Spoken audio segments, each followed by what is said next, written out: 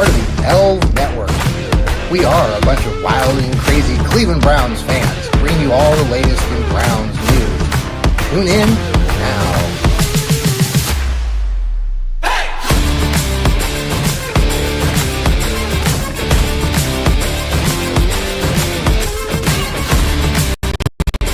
Well, welcome. It's a Friday night, not a Thursday night. I know you're in shock mode right now if you watch the Fanatical Elfz Network.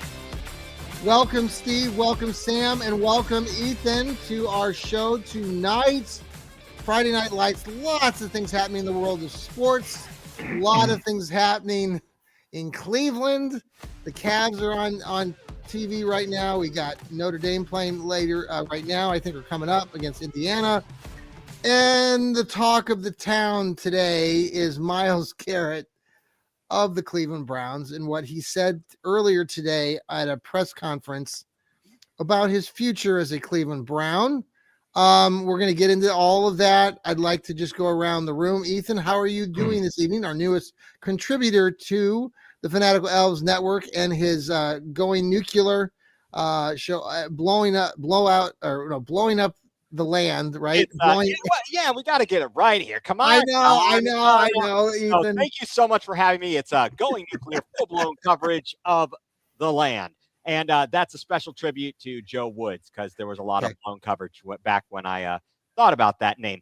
Yes. I'm doing fine. Thank you. It is a Friday night. There is a lot going on in the sports world. As you mentioned, John, the Indiana Notre Dame college football playoff game just about to get ready to get underway.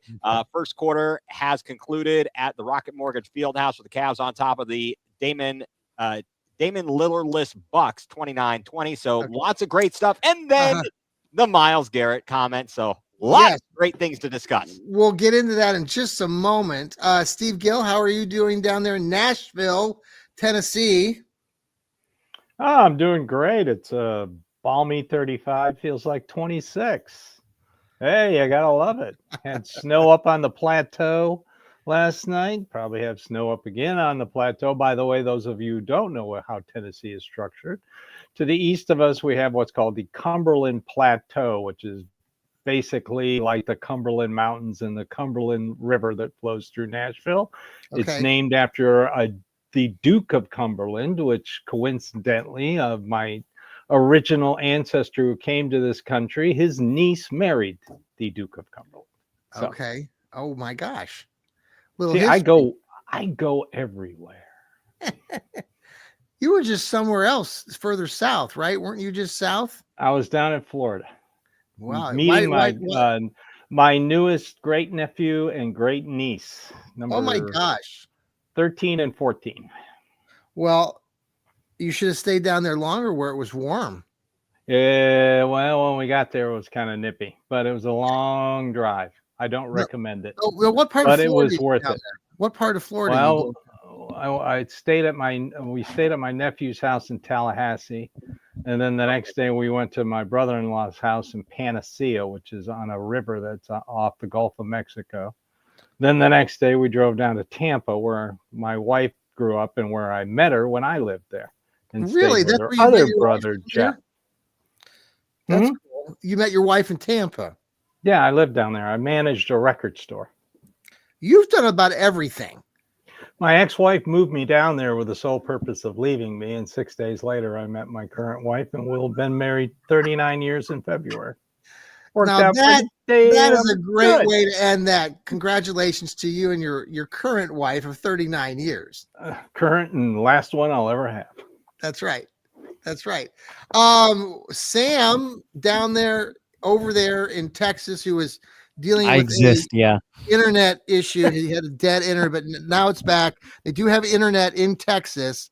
So thank you, Sam, for joining us. Sam was growing up with the Fanatical Elfz Network. He's been with us, one of the longer contributors, young man who I give gifts at Christmas time because of his loyalty to our network.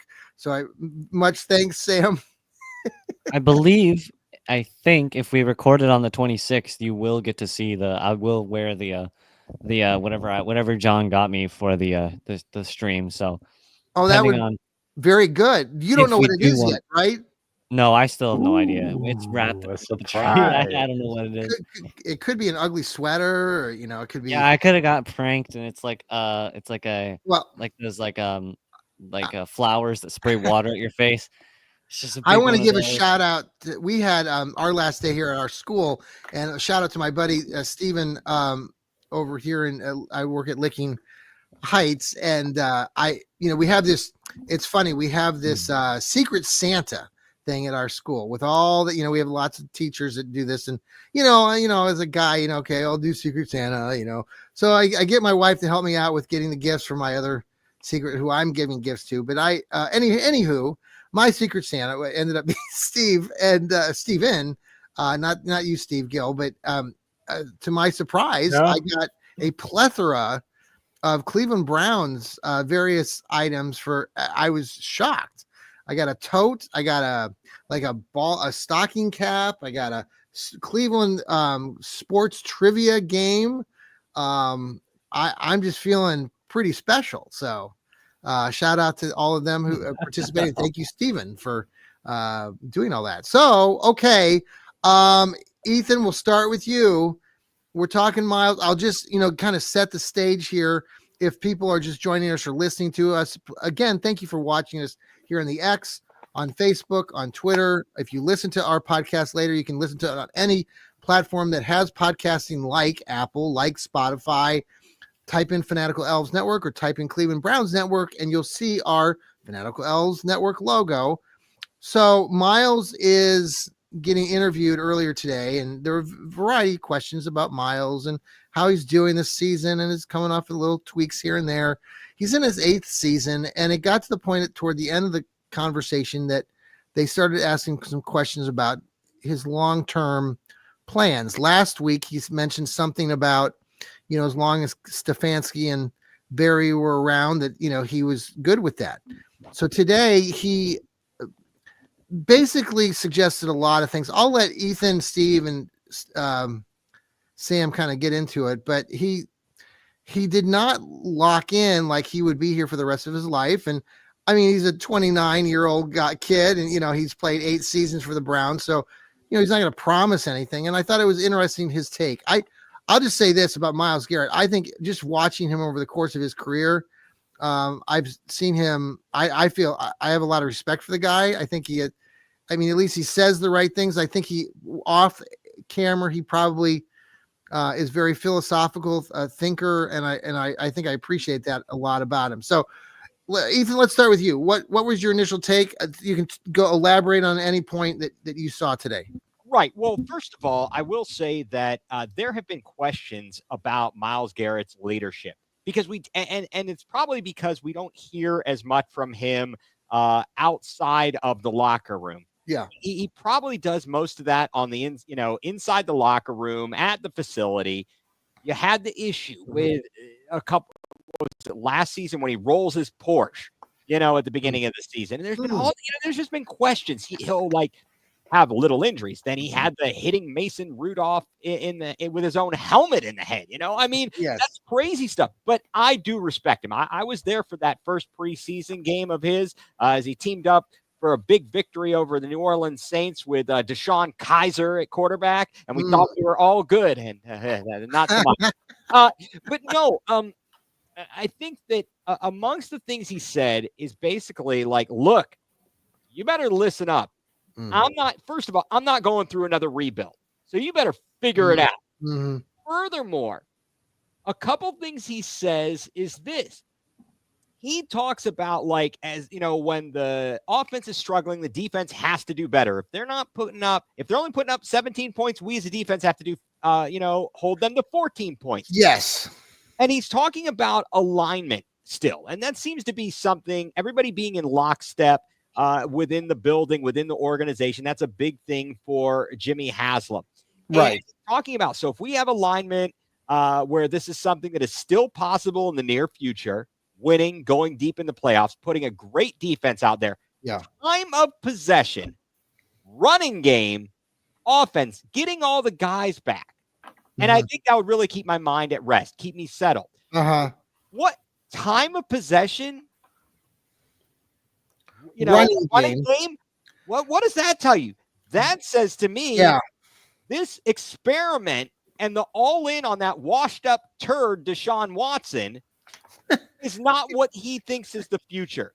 Then he goes on to say, they ask him about DTR and the possibility of whoever the solution is.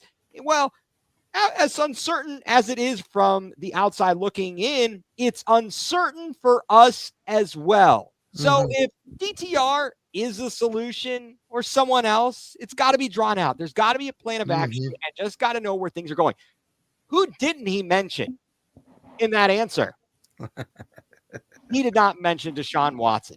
Yes. So to me, he is sending a very, very clear message to the front office and the ownership. And he's not going to put up with this garbage and quit wasting all my time here. And I hope they figure it out. And whatever the plan is, they better come up with it. He wants them to illustrate it. And I guess that's my thoughts and take on what he said. I said what I said, and I meant what I said. 100%, whatever that old saying was, the old adage. So there's my 2 cents. I like it, Ethan. Steve Gill. Steven. Who the hell is Steven? I don't know. Steve Gill. That's the only my wife only says that when she's mad at me. He knows what's going on in the locker room. Nathan Zagura, I listened to Cleveland Browns Daily, came out and said during a radio broadcast that Deshaun Watson can't be on the team. The Cleveland Browns write his check.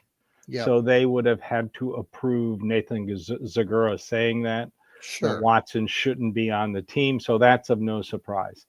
Myles Garrett reaffirmed his faith in Kevin Stefanski and Andrew Berry. What I heard today, of course, you did not hear Deshaun Watson's name because in Myles Garrett's mind, he's not going to be starting quarterback next year. We all know that. Andrew Berry said that in his news conference if you listened at the bye week. So we all know that they're going to figure out and they are working. It's not like they're going to wait till the end of the season. Say, okay, let's figure out how to not have. No, they're working on it now, and they've been working on it ever since he got hurt. So what I'm hearing from Myles Garrett is no total teardown. For all you Browns fans who want you want the team to blow it up, not going to happen. Myles Garrett doesn't want it to happen. Myles Garrett wants to stay in Cleveland, just like Nick Chubb wants to stay in Cleveland. So if you change your coach, change your GM, it will be blown up. No, you cannot trade Myles Garrett. His dead cap figure, if he's traded, is like $36 million. Yeah, it's crazy. So, and don't let anybody in the media who doesn't know how the salary cap really works tell you that they're going to be in cap hell, because they're not going to be in cap hell. I know how the salary cap works. Jack Duffin knows how the salary cap works. I agree with everything Jack Duffin says. He's got some weird twists every once in a while, but I know how it works. They're going to have plenty of money. So basically, Myles Garrett is saying, keep the front office in place. Spend your money wisely. Find our quarterback. Whether it's going to be Jameis Winston, which I don't think it's going to be. He is not going to play tomorrow. So that's it for Jameis Winston. DTR, they got to find out what they got. We don't. Well, it was interesting. Right now, we have a small sample size on DTR. Yes, he beat the Steelers, the only game he started last year. You got to know. I'm looking forward to watching DTR play. We'll see what happens. I'm curious to see what he can do. But, if you've got a 5th round guy who's going to be your backup next year, you keep him in the building. Okay. Because he's cheap. He's a 5th round quarterback. He's cheap. So basically, Myles Garrett is saying, stop chasing the money. Stop signing he acknowledges that the Deshaun Watson contract was a big mistake. That's what I got from that. He said you can chase the big bucks, but he'd rather chase the wins.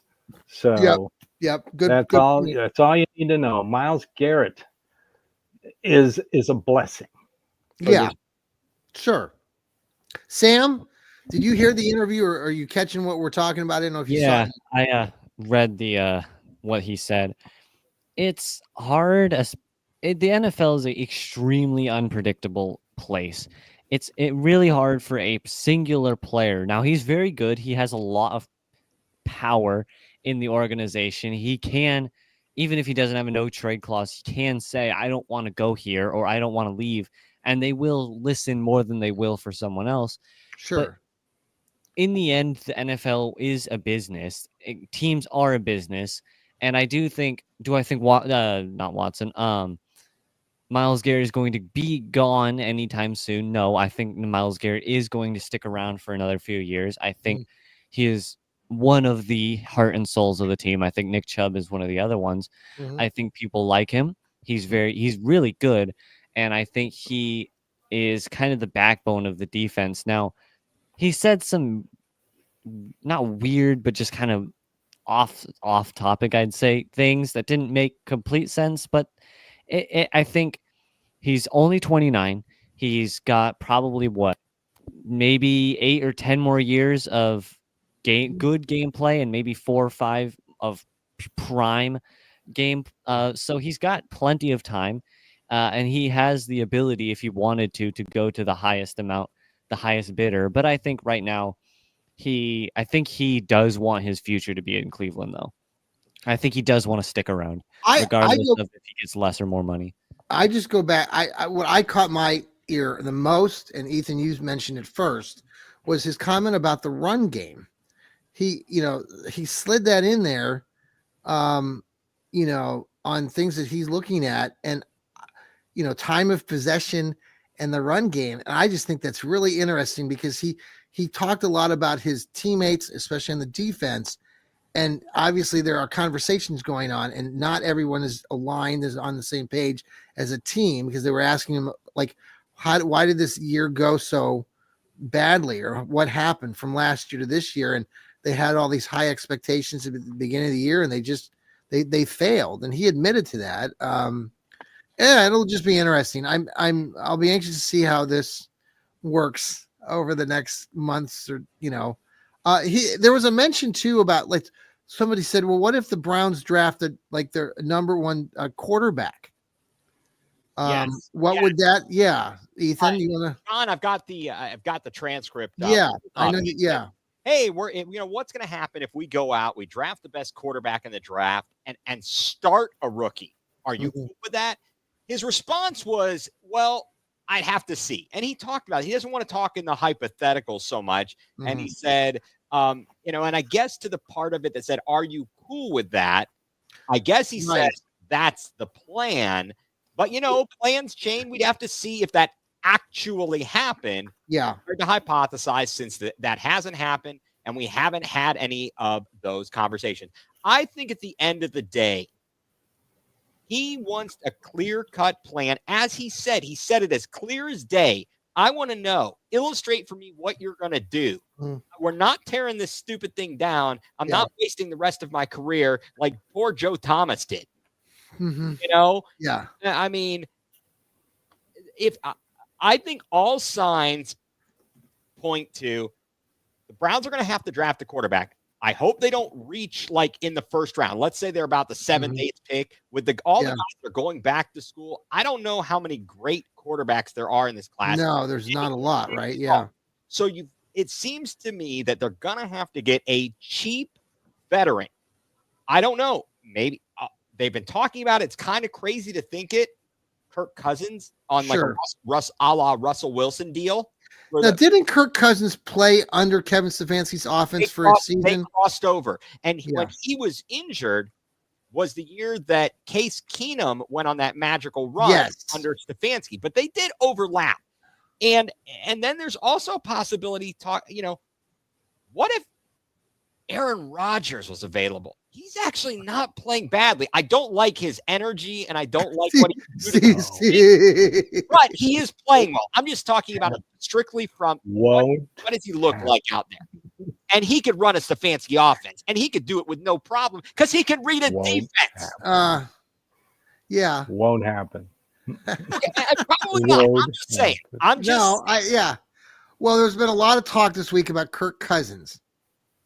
Kirk Cousins. I hope not. I've seen enough of Kirk Cousins. Okay.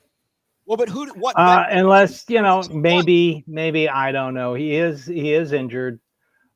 He won his only playoff game when Stefanski was either, I think, quarterback coach or offensive coordinator. Offensive coordinator, because the next year Stefanski got hired by the Browns. Right. So that's the only playoff game he's won, was with Stefanski as his offensive coordinator. He runs the play action beautifully. That is I think first and foremost, get rid of Dorsey. If anybody's going out the door, I want Ken Dorsey, and he's not going anywhere. No, don't say that, Steve. How can he not? He's terrible.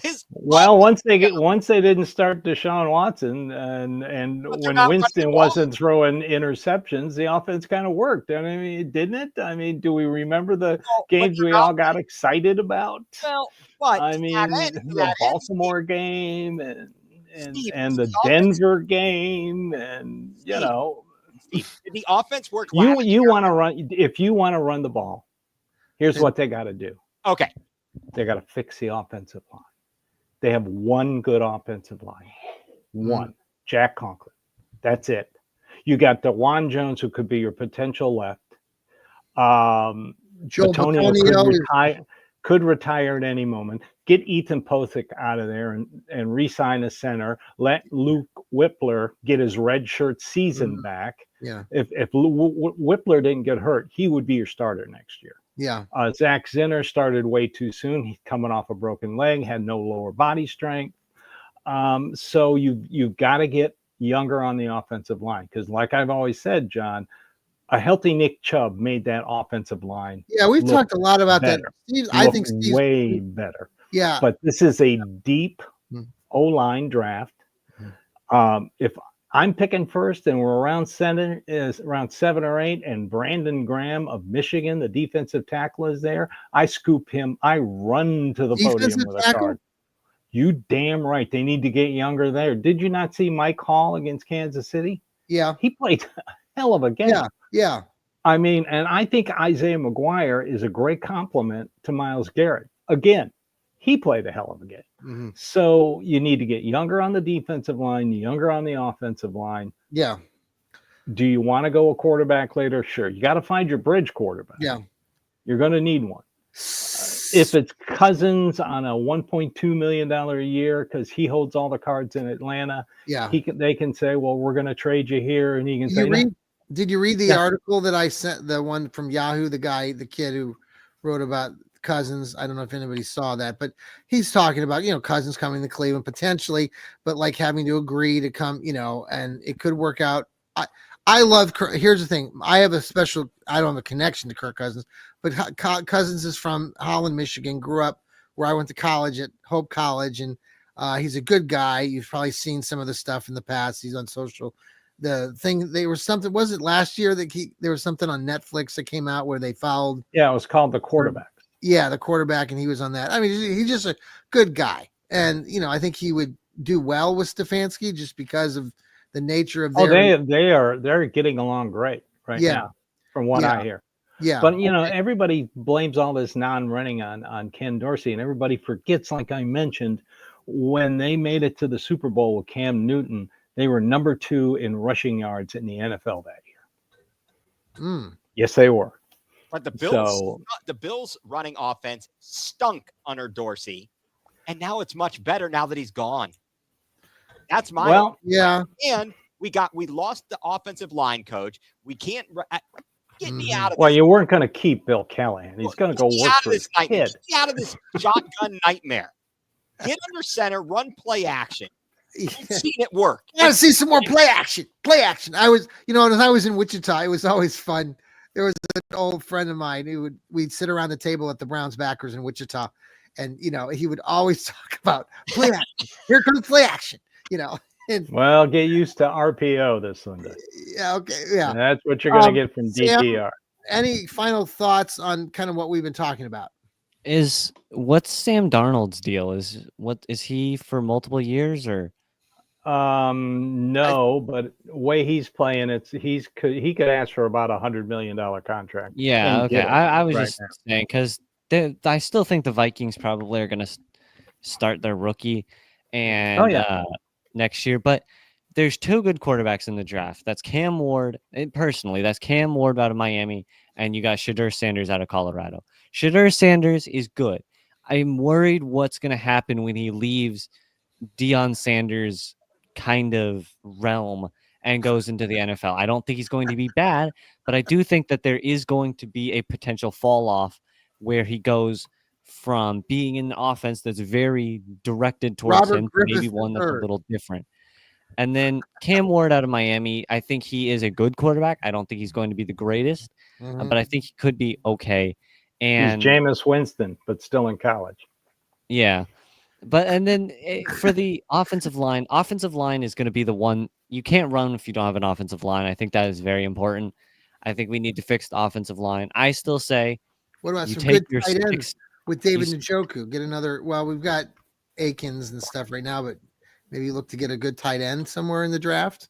somewhere maybe, but you take your 6th or 7th pick, right, and you drop back to now. Unless there's a really good guy at 6 or 7, it's like some of the defensive tackles or some of the linebackers in the draft, and then if they aren't there, you can fall back to like 15 or 16, pick someone up.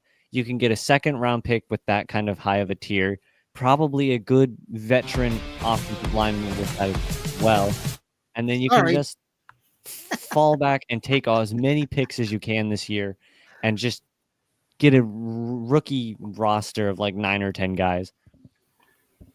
That's good. Okay, well, with that pause, since I ruined the moment with my music here, trying to play Sam off. We're gonna pause here.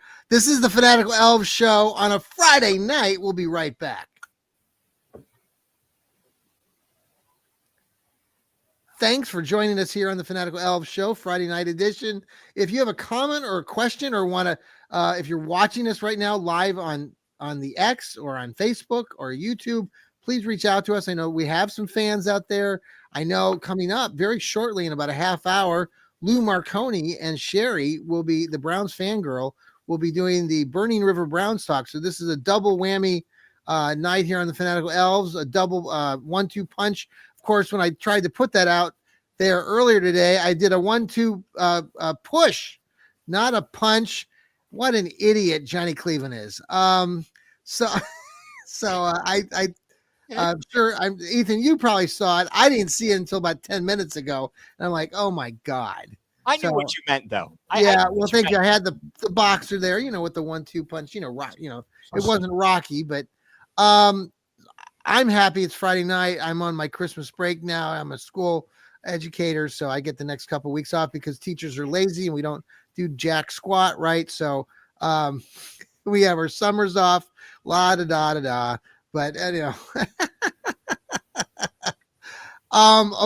The Browns play the Cincinnati Bungles on Sunday with Joe Burrow, Joe Schmo, like my daughter likes to call him.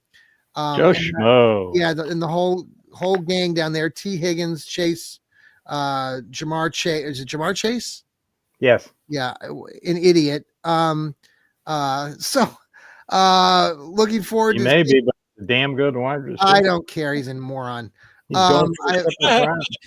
comes from a long line of morons. If you think between him and Pickens in Pittsburgh or the Squealers, I don't know. But I'm sorry, either what? Think about the Bengals receivers that they've had that have been a bunch of jabronis. First, you had Ocho Cinco.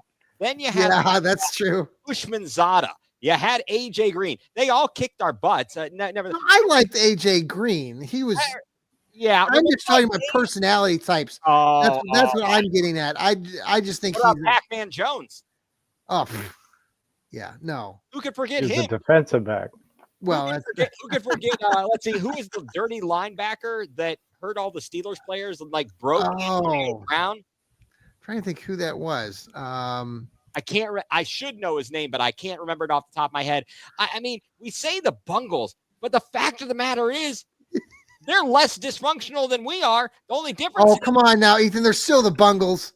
They're Well, so they are because they are so dysfunctional. I mean, you got unnamed guys wanting highway. more money and not showing up for training camp, and oh, come on. Don't You you have get Joe charged for Burrow and you're doing this. Joe Burrow's still a top 5 quarterback and they can't win more than 8 games. I mean, that's Bingo. that's Thank you, pretty Samuel. brutal. I mean, he could win MVP if his team was bad, if his team was good this year. Yeah, 100%. And they keep drafting defensive players, but they're still giving up 27 or more points in 6 straight games. 27 points or more in 6 straight games. Wow. Yeah. So what you're saying is the Brownies might have a chance to get over 20 in this one. They got a chance. You say I got a chance. Well, yeah, they've got the second worst red zone defense. I mean, they've given up 49 touchdowns, which is tied with the Carolina Panthers. Oh, wow. Yeah. Their defense, I mean, they're bad. So their offense is spectacular. They can't run the ball. So but how do they we can win throw the game? So how do we win the game on Sunday? Anybody, Steve? How do we win the game? Well, they are the number 1 third down offense. So if you can get them like they did against Kansas City. Kansas City, I believe, was going into that game last week, was the number 1 third down offense. And the defense stood up several times. Yes, they did. Very first series of the game, 3 and out. They had a lot of 3 and outs. Yeah. If you can disrupt their rhythm, Myles Garrett is going up against who knows at left tackle because they can't make up their mind. He's going to destroy him. And if they double team, triple team, did you hear him today say he's going to go for 5? Somebody was saying, well, you just need a half sack to get to 100. He says, well, I just needed to go out and get 5, and then I don't need to worry about it. So, and Joe Burrow hates it when Myles Garrett is bearing down on him. And Denzel Ward, like every quarterback should. Yeah, exactly. And Denzel Ward covers Jamar Chase better than most corners in the league. So. Yeah. Their only problem is they're 1-6 on the road this year. The Browns are, and this is an important game for the Bengals. They win this game, they still have a shot at the playoffs. They lose this game, you can kiss the playoffs goodbye. Sam, how do the Browns lose this game? By being the Browns. But no, I think the Browns. It's going to come on to the fault of Jameis Winston or bad coaching, I feel like. Or not. DTR? DTR, my bad. I'm not used to saying DTR. I feel like DTR, he's not bad. But I don't know if the Bengals defense does suck. That's obvious. I think I just don't think the Browns, DTR isn't great. He's not bad. But we don't really have a whole lot of, I guess, like he's got a small sample size. There you go. That's what I'm trying to say. We haven't really seen him very much. We don't exactly know what he's good at, what he's bad at. Now the coaches probably do. The coaches know exactly what he's good and bad at. I just don't know if the coaches are going to utilize what he's good at and avoid what he's bad at. I think coaching and bad passing game is going to become a problem if DTR makes some bad plays or gets forced into bad plays because of bad play calling, then we might have some problems. But I think if the Browns wanted to win one more game, they probably could against the Bengals. Ethan, what are you looking forward to the most in the game on Sunday? As a Browns fan, with the team being 3-11, we're all diehard fans here, and there's a lot of diehard fans listening to us. What are you holding on to? What are you hoping for on Sunday? Anytime you can ruin a division opponent's opportunity to make the playoffs, I think Myles said misery loves company. And yes. I'm all about that. We as Cleveland sports fans, we know misery, so we definitely love company. What I'm holding on to is, and really looking for, is for the team to play competitively. And yes, let's see what DTR can do. But as Sam pointed out, they've seen this guy on the practice field. Mm-hmm. He wasn't named the backup. He hasn't been able to get on the field. And when he does, he gets injured. Mm-hmm. Give the guy a steak dinner and and tell him to stop being reckless. This game is going to come down to the Browns' ability to control time of possession, not make the unforced errors, whether it be turnovers or costly penalties. Yes. And actually creating some turnovers, because they have been horrific at that this year. How many times can we drop interceptions? How many times can a penalty wipe out a turnover? That whole Giants game turned on Dustin Hopkins crossing the 50 and a penalty. I mean, that was just emblematic of everything that was to come this season. And so what I'm holding on to is, please don't get injured. Let's look like an actual NFL team out there and give us some semblance of hope going into the offseason. I just don't know what to expect. Okay, so final question before we part ways. I know we got a lot of activity going on. I know there's college football going on. The Cavs are playing. I think they're winning at halftime right now. And we'll have a pregame show Sunday coming up before the Browns-Bungles game.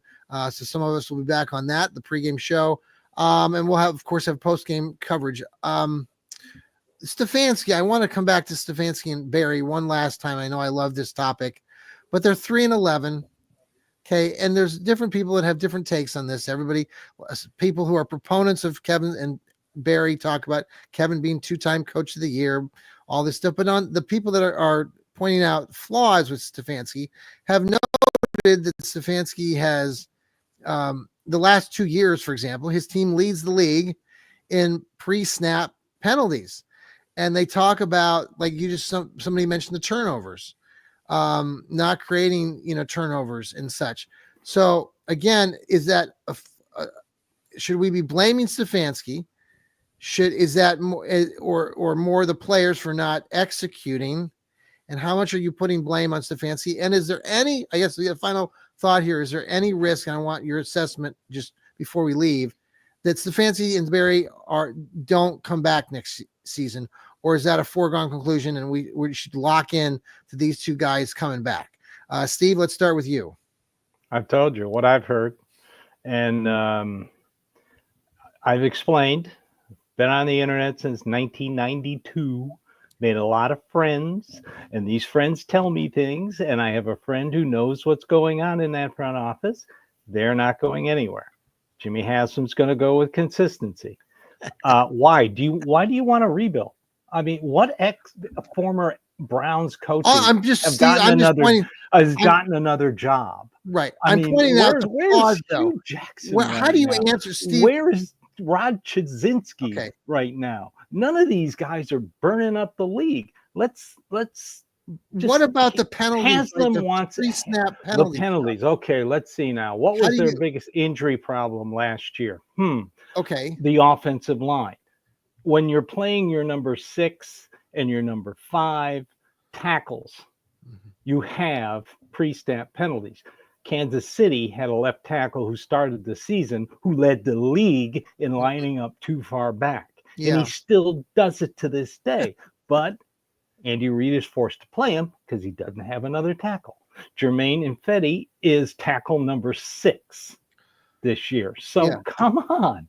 I mean, and if you want to blame Coach Stefanski for this, fine. That's not where the fault lies. I'm not either way. I'm just kind of being devil's advocate right now. It's simple. Yeah. It's like the communication in the defense. Everybody wants to blame the defensive coordinator. Well, they've had 2 defensive coordinators with the same problem. Maybe you should be pointing fingers at the players. Okay, fair. Just saying. But I hate to tell everybody this. They're going to be back next year. Ethan. All right. So where are you at with all this? All right. Here's my deal. One, if I could fix it all, let me give my quick fixes or the blemishes on each of these people. First of all, I want Paul DePodesta gone. That guy's a useless turd. Then, you don't even know what he does. Exactly. That's exactly the point. Why should you? Because apparently he has the ear of Jimmy Haslam. At the beginning of the season, nobody knew what Mike Vrabel was, but by 1 and whatever, everybody wanted him as the next head coach. Right. So here's my thing. what has Andrew Berry done in terms of the draft? I'm a little concerned. Then Dewan Jones, Grant Delpit, JOK, Cedric Tillman. Okay. Did he swing? All right. So look, I said I have Michael Hall. Let's see how he does. But what was his? Okay. So my question is this, Steve, then, and I'm playing devil's advocate as well. If they come back, great for the sake of continuity, but is it really worth? Look at how long Cincinnati kept. Who was the coach they kept there forever, and for the sake of continuity, and they were getting nowhere. No, that was for the sake of continuity. That's because Mr. Brown down there doesn't like to pay coaches. Okay, that's it. No, but I think that Stefanski, and I think the knock on him is this, and you're right. Maybe you have to look at the players, but are they feeling the sense of discipline? Is there any accountability for them doing boneheaded things on the regular? Then you look at it and you say, who put the idea or who came up with this Deshaun Watson trade? Because whoever spearheaded it wasn't one person. It was a collective decision. Oh, that's it. They're like, hey, they can't fire me because I can point my finger at this other guy. It was sincerely. What I've been told by someone who was very informed, it was a collective decision. I hate that. That's it. That's it. You turned me off to the whole thing. Blow it up. No, I understand. I don't mind Stefanski. I like 13 other teams wanted him.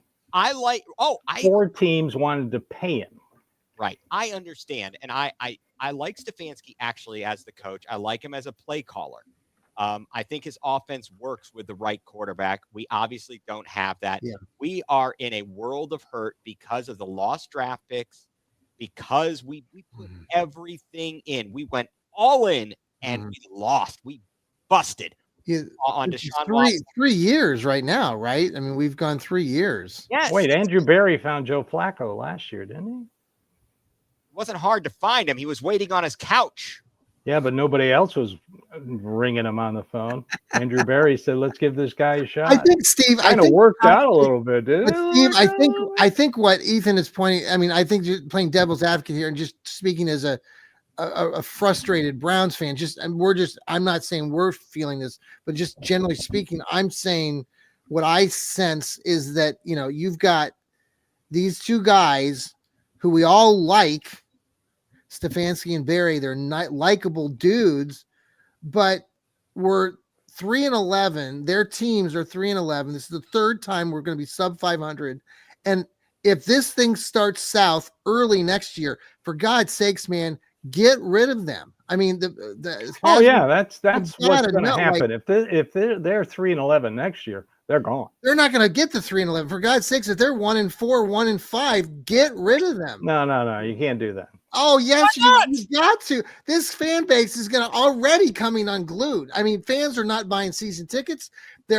People are getting frustrated as hell. If they start next year at 1-5, are you kidding me? You've got to get rid of these guys. I mean, I don't know. That's all. That's my personal take. That's why I do my podcast here in Nashville, Tennessee. I don't listen to the noise of the Cleveland media.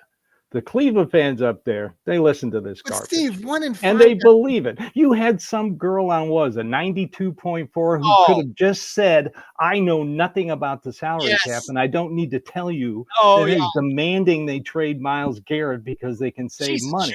And then Jack Dawson accurately points out, more if they trade it. I don't know. She's from SI, and she's idiot. Sorry, I didn't know that. See, okay. You got to understand the situation. I know everybody is frustrated. Believe me, I'm about to be 67 years old. Right. I mean, I saw Jim Brown play live. Yes. So I am the ultimate Browns fan. But I'm also, I like to point out with you, John, I'm also a realist. If they suck, I'll tell you they suck. And I have said they've sucked. If you read my blog, you know when I see something wrong, I tell you it's wrong. But Steve, but what is the point if they're 1-5 5, 1-6 next I'm year. not going to get into that now because Okay. that is in the future. I don't care about All that. right, What I all care right. about is let them finish the season, That's fine. do what they do in the new league year, what Yeah. Andrew Berry always does. He goes out, he signs some nice veteran players. They're going to go younger on the veteran players. No more Mohurst, no more Shelby Harris. Okay. That experiment worked last year, ain't working this year because they're both hurt. Get younger free agents and then use the draft. Your first and second round pick should start, and Yeah. the rest of the players will replace future players. All right. That's how they do it. Calm down now. Sam, let's finish this up. Where are Okay, you at? yeah. So for Deshaun Watson, I think the thing is, it's hard to do. Yes, I know. But if you take everything that's happened, let's go back to the day we signed him. I still think pretending none of this happened, that was still a good signing. Was it really expensive and was it a bit weird? Yes. But on that day when we had no information of the next 3 years and how bad he was going to be and all the Sure. things we were going to have to deal with, I still think we needed to take that chance. I would do it 10 out of 10 times. I think wouldn't. I said we made a deal with the devil when I wrote an article the day after that happened because we lost our soul and half the Browns fan base lost all. I mean, I have still people today who will not follow the Browns when they signed Deshaun Watson. They refuse to follow. Okay. It's okay. Sorry, Stan, I cut you off. And I agree with Sam. Yeah, I think I would do it 10 out of 10 times. I still think taking the chance on him was worth it. Okay. It obviously did not work out, clearly, but I still think that it probably was a little expensive, but with how rough the quarterback situation has been and had been, it was worth trying to take a shot. You had no idea he was going to suck. He had performed as one of the best quarterbacks in the entire NFL a few years before. It was basically dropping a Pandora's box on your floor, and you have to you get a 50-50 chance. It's either going to go great or it's going to suck. We got the suck.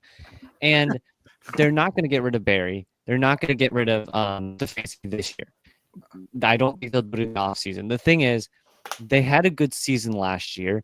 Kevin Stefanski won Coach of the Year. Whatever you say about if it was a good or bad Coach of the Year, he still won it.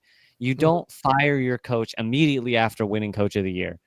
And next year, though, I do think if the Browns go, it's going to suck, though, because we're going to go 9-8 and they're going to stick around another year. And I don't think I don't know if that's going to happen, but I think if this team is 3-10, maybe a little less, maybe like 2-7 by the first 10 weeks, I do think they're going to have to take a long, hard look at their team and realize maybe this isn't working out. Now, this year, there's been a lot of problems. So 6 years into this experiment, I mean. Yeah, and this year there's been a lot of problems. And even if they were wanting to fire him, there's plenty of things Barry and Stefanski can blame on. They can say injuries, quarterback situation. They can say that they had to deal with the trading of Amari Cooper and the offensive line hasn't been able to play and Nick Chubb has been out. And there's a million things they can blame it on. And it's good for them because they can just point at a million different things and they're going to be like, okay, maybe it wasn't your fault. But next year, if the same things happen, but our team is healthy, if our team gets healthy and we still suck, they're going to have to be like, wait a second, maybe you were the problem all along and our offensive line just kind of covered it up like a smokescreen. So I do think the team is going to have to, if we're bad next year, take a really long look at the ownership, not the ownership, the GM, look at the coaches, look at the team, see if they have problems there. It's going to be difficult to fix it, but I do think there's people who can fix it or people who will be able to fix it in the future. It's just they're not going to fire him this year. This year has sucked, but I don't think there's enough things he can blame that he's going to be able to wiggle his way out of a firing. Final thoughts here. I want to start just really briefly before we end the show. Again, Ethan is our newest contributor. You can catch his show, Ethan, on Wednesday nights. Yeah, generally we're going to be on Wednesday nights. That is the plan. We're going to be off here for the holidays. My co-host Mike, he is traveling to his in-laws out in Kansas City. Well, I guess he's going to he said Kansas City. I thought they were in. I don't know. He's going to the Missouri side or the Kansas City side. I live in Wichita, so yes. Yeah, it's split half and half. Bottom line, he's going to be out of town, and I will be out of town. I'll be visiting in-laws down in a little bit. I'm in Richmond. It's not too cold here, but I'll be down in Wilmington. It'll be even a little nice. more warmer down there in North Carolina. Did you guys catch the as we go around and finish our final thoughts? The stadium, the new dome stadium, they're projecting to build in 2029. Very interesting. I read some of the article that came out. Their description of the masses of seats. It'll be kind of ground level going down into a bowl. I think they said 60%, 70% of the seating will be basically on the lower levels. There will only be about 15,000 seats in what would be considered an upper deck. So they said how it'll allow for these ginormous concourses and stuff that will be very unique to the NFL experience. I just wondered, Ethan, your take, then Steve, final thoughts, and your thoughts on that too. So Ethan, let's start with really quickly. Is it going to start being built in 2029, or is that when it's going to be finished? It'll be finished in 2029. Okay. Yes. Yeah. Okay. They've already started. Okay. Yeah. I figured as much. But I LLCs have already cleared the lot. So I wanted to make sure it wasn't starting in 2029. Ethan, did you get a chance to look at the plans? What are your thoughts on that? Absolutely. No, first of all, as one of the things that you guys talked about, I think Steve mentioned earlier, is the fact that Zagura, who is employed by the team, was talking, about stuff, and he's interviewing the people from the architect, from the company that's behind this. So I'm pretty sure we know what's happening there. I've looked at the plan, at the production, the thing they put out a few months ago. I'm super excited about it. Yeah. Let's face it, what the situation is on the lakefront just isn't ideal. The amount it would cost to fix it is ridiculous, and nobody's going to put up the money. And all this political grandstanding is a bunch of garbage. It's a bunch of garbage out there. So garbage. Yeah, I'll be happy. Okay. When they get this done. I will look forward to going to it. I might not be able to afford, good. Right. I'm anxious to see what they do with the season ticket holders. How they gonna roll that out to us who have season tickets right now? Well, hopefully they won't do what the Titans did here with their new stadium. What? They made all the PSL owners re-register as PSL owners. Oh, really? For more money. Yeah. But see, here in Nashville, the state of Tennessee gave them $500 million out of our tax money, and the city is using grants and loans, and all you tourists who come to Nashville, you're going to pay a little bit more for a hotel room, a little bit more for a rent-a-car. Yeah, I think it's going to be great, and I'm looking forward to it. When that all comes down, there's always drama in the club for the Browns. Yes. Oh, that's a good point. Sam, any final thought before we take off? Well, let me give a real quick final thought, John. Yeah, you can go, Steve. You can go. Yes, Steve. I'm sorry. I think the Browns will be able to run the ball Sunday. Everybody hates Jerome Ford. I personally like him. He's averaging 5.2 yards a carry over his last 78 attempts. Okay. DTR runs the run play option very, very well. Cincinnati doesn't play well against the run, and I think whoever wins has the most rushing yards will win this game. So I'm very confident about that. As for the stadium, the Haslams will take the city to court if they invoke the Modell law. The judge will look at it and dismiss it immediately because it doesn't apply. Boom. Okay. Bump in the road. Well, I'm anxious to see what happens. Okay. Sam. Sorry. Yeah. I hate to say it, I really do. I think the era of NFL snow games is over. I think there will be, by 2040, not a single stadium that can have snow will have a snow. I think you go. What about Buffalo? They're just building a brand new stadium. A brand new stadium and outdoors. They're going to get crushed. Yeah, I think there's only like 3 teams maybe that can say they're going to have a outside stadium, like no dome, not even a retractable roof, and that's going to be Florida. And even they might have one because of hurricanes, and it still gets really hot in Florida. Mm-hmm. And then if LA ever has another team that moves into it, maybe another San Francisco might rebuild their stadium and make a new open air one. I think LA is a good spot for it. I think Florida is a good spot for it. But I think really there will only be maybe by 2040, 2050, around 3 or 4 teams that have a open air slash. Now, I think the SoFi Stadium kind of idea will be utilized a lot. I think people will build a kind of SoFi Stadium-esque where it's completely covered on top, but still open air. What about, I think that is going to be a thing, but I think by 2040 or 2050, there'll maybe be 2 or 3 teams total that play in a open air stadium. What's going on? Wait, Tennessee, where don't they have a Tennessee is going to have a roof. They are. Yeah, Tennessee's going to have a roof. I think most teams up in the north, the Vikings already have one. Seattle has a really good stadium. They want to do big concerts in the wintertime. I mean, they're already booked during the summer. I mean, huge concerts here in Nashville. What about the Seattle? Isn't Seattle have a newer stadium? I don't think they're going to I think change their stadium anytime soon. That's not. It's kind of partially covered. I mean, in air spots on the sides, and it's be loud as all get out. The stadiums that are going to remain open air and aren't going to change. Green Bay is not going to change. They can't change Lambeau Field. Yeah. Right. And so then there's going to be, like you said, there's going to be teams that are on the fringe.